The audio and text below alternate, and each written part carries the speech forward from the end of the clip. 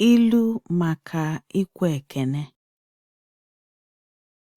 A proverb about exchanging greetings.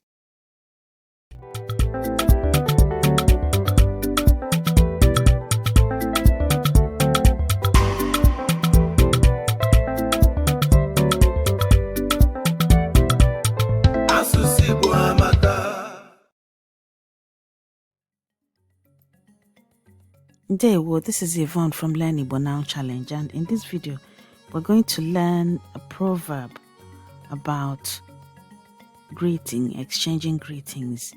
Ilu maka ikwe ekene or ilu maka ikwe ekele. So you can either find N or L. It means the same thing. It's just different places in Igbo land call it different things. So in some parts of Igbo land it could be ekene. In other parts of Igbo land, it can be ekele. Ilu maka ikwe ekene, a proverb about exchanging greetings.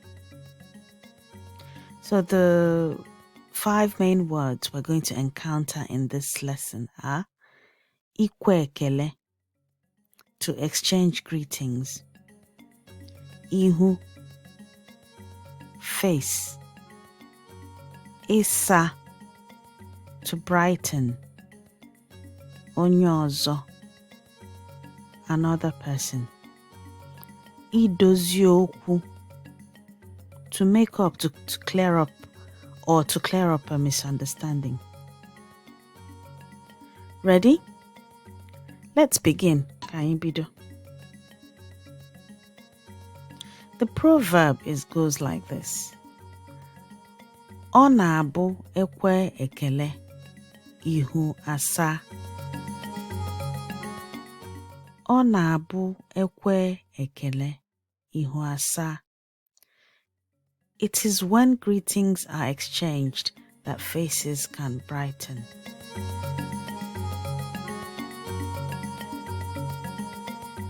So this is the proverb. Ọ na-abụ ekwe ekele, ihu asa. An explanation for this proverb is ọ bụrụ na mmadụ edozi okwu dị n'etiti ha na onye ọzọ, obi onye niile efocha. Ọ bụrụ na mmadụ edozie okwu dị n'etiti ha na onye ọzọ, obi onye niile efocha. If one clears up the misunderstanding and quarrel between them and another person, everyone's hearts will brighten. So you see this word here, efocha and brighten. Ifo is usually used when dawn is breaking. Kachifo. Chifo is sort of light coming out after darkness. So obi onye niile efocha is people's hearts will brighten. Ọ bụrụ na mmadụ edozi okwu dị n'etiti ya ha na onye ọzọ, obi onye niile efocha.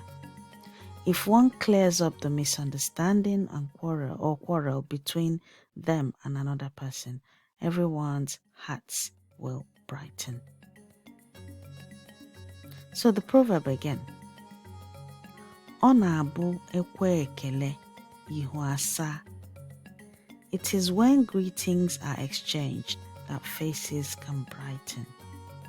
And the words we've learned in this video are ikwe ekele, to exchange greetings; ihu, face; isa, to brighten; onye ọzọ, another person; idozi okwu, to make up or clear up a misunderstanding.